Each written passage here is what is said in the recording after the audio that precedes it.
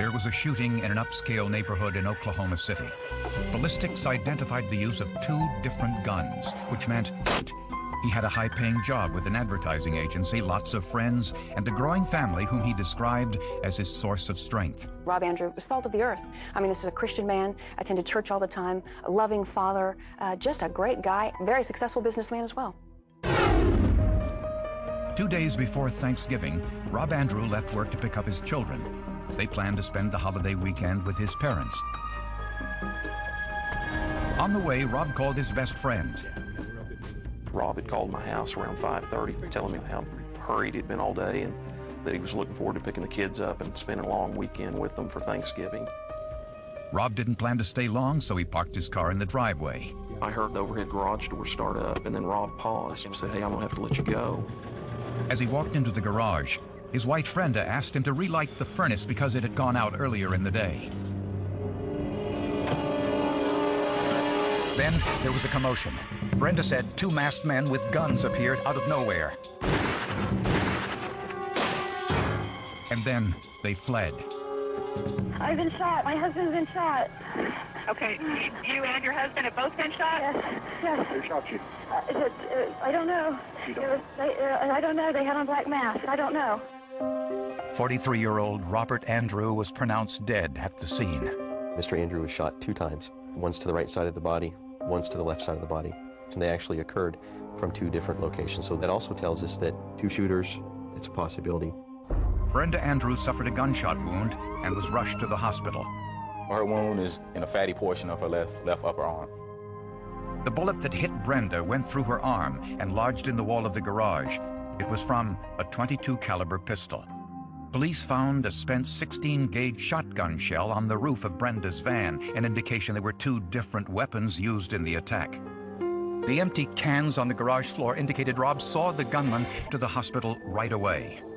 A man's voice saying that his wife is in a hospital about 30 miles away, that she needs him and he needs to get down there just as fast as he can. Now suspicious, Rob called the hospital back and learned the previous call was a hoax. Apparently the same person who cut Rob's brake line wanted him to race to the hospital. He took it as an attempt on his life. He realized that in fact he was being set up to drive down there and at a high rate of speed and hopefully get into an accident. I mean, that's the obvious conclusion. Several days after Rob's murder, his next-door neighbors returned home from vacation and realized someone had broken into their home. We unpacked our suitcases and started putting things away. When I opened my closet door, I discovered that a little shoe rack that I'd had was no longer there. Then we decided to look around the other bedrooms. That's when we discovered the spent shotgun shell in one of the bedrooms. The shell was from a 16-gauge shotgun. It was immediately sent to the forensics lab for testing. An analyst placed it under a microscope to compare it to the 16-gauge shotgun shell found in the Andrews garage. He looked specifically at the brass casings at the base of the shells. When casings are ejected, each gun creates a unique mark on the brass. And depending on the amount of correspondence and the preponderance of these matching striations, an examiner can come to the conclusion as to whether these were fired by the same firearm or not. There was no doubt. Both shells were fired from the same gun. Also in the neighbor's attic, police found several unused .22 caliber bullets, the same as those used in the second gun in the murder. So they were just basically accidentally dropped along the way. They didn't appear to be placed in any type of a pattern, but just like they were in a pocket and they fell out as someone crawled through. This suggested that the killers hid in the neighbor's home after the murder so they could make a clean getaway later. Apparently someone went up in that attic and they were either trying to climb up in the master closet access, or they came down and landed on that shoe rack and broke it to pieces. It wasn't sturdy enough to hold them, and so then they tried to hide evidence of that in a rather feeble attempt by putting it under the bed. And since the neighbor's home had no signs of forced entry, it meant one of 2 things. Either the killers were professionals, or they had a key.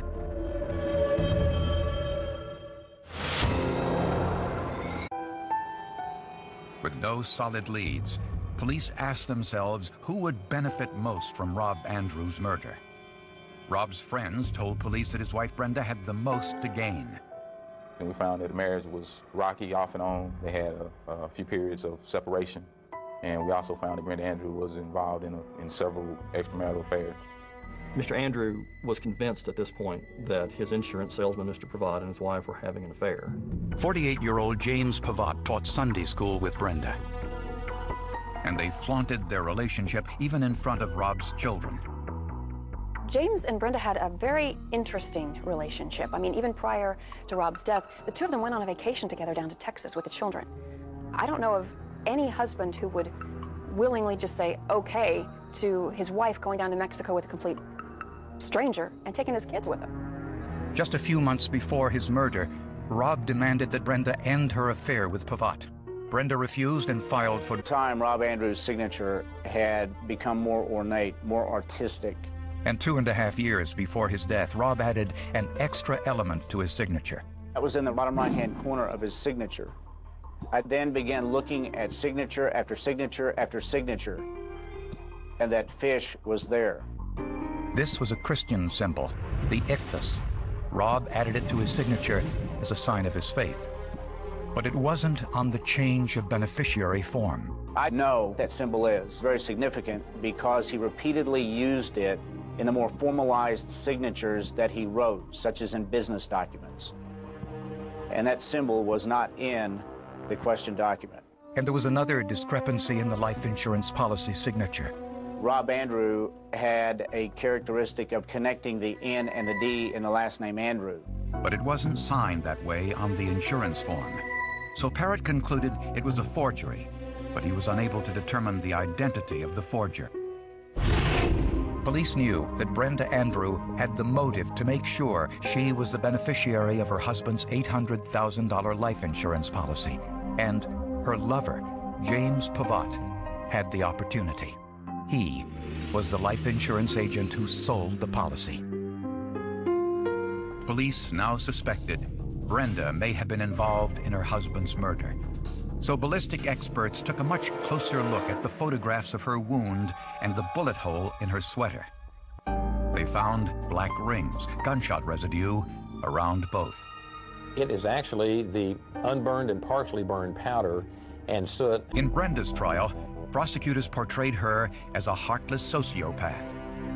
The jury saw photos of her vacationing with Pavatt and the children while she was married to Rob.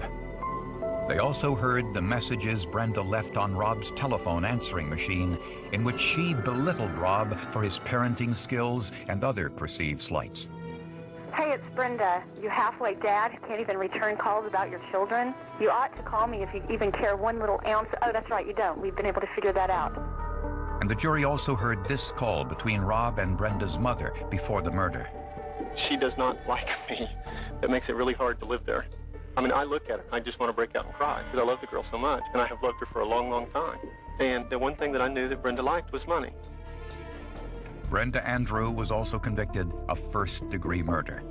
The forensic evidence was impossible to overcome. We, the jury, impaneled and sworn in the above entitled cause, do upon our oaths, having hereto found the defendant, Brenda Evers Andrew, guilty of murder in the first degree, fix her punishment at death. She is now the only woman on Oklahoma's death row.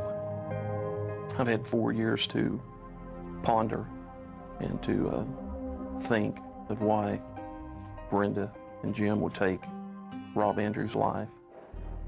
And for the life of me, I cannot understand how someone could be that mean or that evil and have so little regard for another person's life.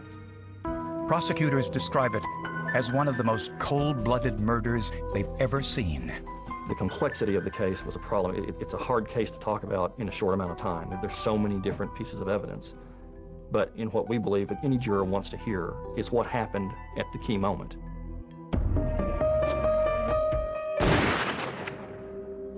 The physical evidence will tell a story. And it's just simply up to the person that is trying to put this together to understand what the physical evidence is saying.